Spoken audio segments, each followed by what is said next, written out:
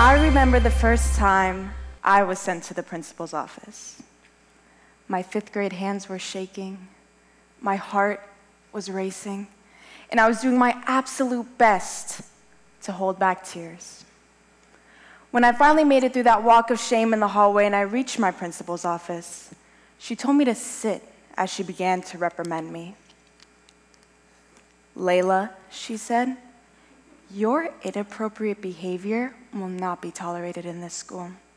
You've disappointed your teachers, your fellow classmates, and myself. For this, you will be receiving a referral, a call to your mother, and you'll go home for the rest of the week." Now, you would assume I got in a fight, or at least I got caught cheating. However, I'm sad to say that my crime that day was I wore a zip-up jacket over my uniform that did not have my elementary school emblem on it. I always wondered why they took such a simple offense so seriously. Now looking back, I realized that my school was creating a culture of fear by instilling zero-tolerance policies.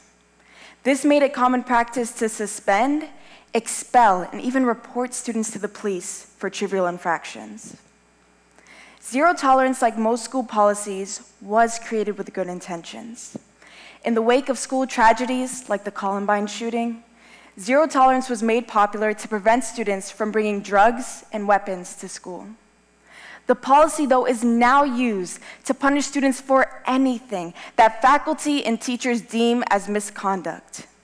Schools that are governed by zero tolerance do not treat deviance on a case-by-case basis. This means that administration does not take into account the hardships that students struggle with at home and in their personal lives, which directly affects their behavior. Students have been suspended or expelled for occurrences ranging all the way from sleeping in the classroom to sharing food at lunch to cursing in class to possessing tobacco products on campus. Unfortunately, this novel idea of kicking the troublemakers out of school did not solve the problems of those individual students or the campus. However, many progressive schools and administrators have begun to shed light on new practices to combat the antiquated nature of zero tolerance. Restorative justice has been highlighted as one of the most effective methods to reverse the damage done. Restorative justice seeks to encourage accountability, repair harm, and restore relationships, rather than require retribution for wrongdoing. This is most commonly done by bringing the victim, the perpetrator, and those in the community who are harmed together in circle, where they may respectfully share their perspectives, feelings, and concerns. Through my research and personal experience, I've found that if we were to replace zero tolerance with restorative justice in schools, we would find 3 distinct improvements: a rise in positive student interactions, a drop in disciplinary problems, and a narrower school-to-prison pipeline. Let me tell you why. Restorative justice, especially when implemented at a young age, trains students to express themselves in constructive ways. One of the main deficiencies among newer generations is our inability to express ourselves through words.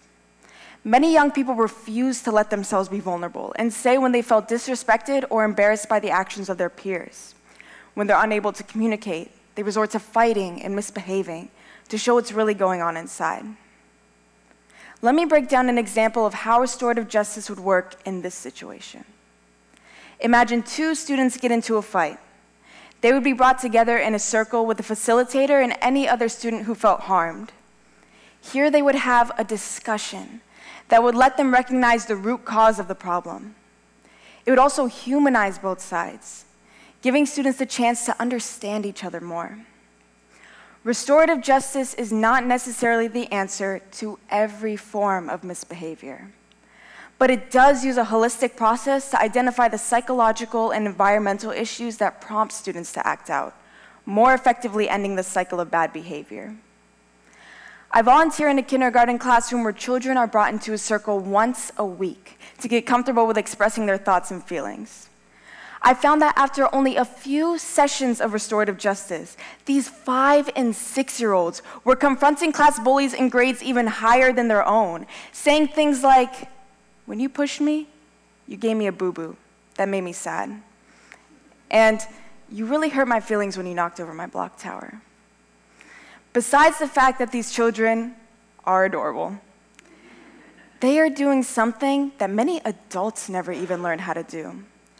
They are learning skills that will manifest into the way they treat others and deal with their own emotions, overall increasing the positivity of their interactions.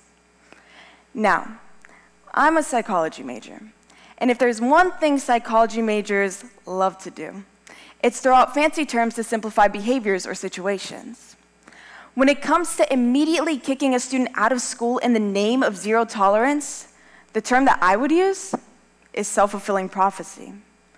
You see, students tend to embody the labels that are imposed on them. Zero tolerance is linked to the term bad kid. When students begin to wear that label on their forehead and believe that they're bad kids, they continue to misbehave and deviate simply because they're led to think it's just part of their nature. Restorative justice negates this negative self-fulfilling prophecy, giving students the chance to work through their problems with a trained facilitator and to see that a disciplinary report does not define them.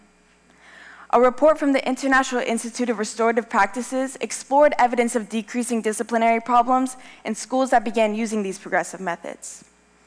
Diet High School, located in the south side of Chicago, recorded a 46% decrease in the number of misconduct reports and an 82% decrease in the number of in-school arrests since they began using restorative justice and peace circles.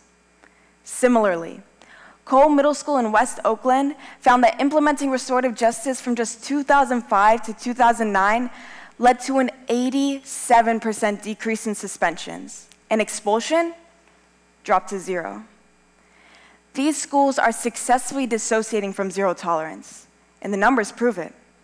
Of course, these are only 2 examples from the plethora of schools nationwide that have began sharing similar statistics about their own student bodies. Ladies and gentlemen, this brings me to the heart of the matter. One of the most detrimental impacts of zero tolerance is the widening school-to-prison pipeline. I became a volunteer in several prisons about 2 years ago, and now, 6 out of 7 days a week, you can find me in a prison. Throughout this time, I have created some of the deepest human connections I have ever experienced with the men and women I work with. We have shared very emotional and transparent moments in which they've told me their personal testimonies. And from this, I realized that many of the inmates were subjected to zero tolerance policies. Let me introduce you to my dear friend, Lolita Barthel. Lolita was arrested at 16 years old on her school campus and is now nearing her 40th birthday in prison. When I asked Lolita about the first time she was taken out of school, without hesitation, she recalled a time when she wasn't chosen to be in her kindergarten play. So she drew a line across the chalkboard out of embarrassment of rejection. This became a cycle. Lolita would be hurt or rejected and would not know how to properly deal with her emotions because she was never taught how to. Lolita struggled to find where she fit in.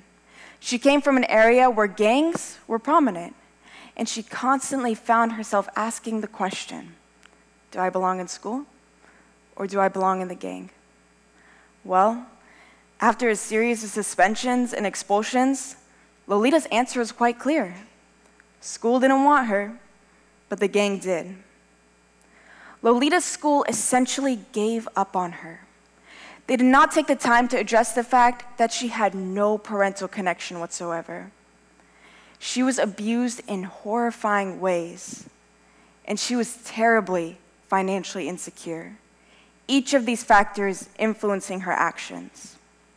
I wonder, if I learned all this about Lolita simply by lending her a listening ear, how hard could it have been for her schools to know the same?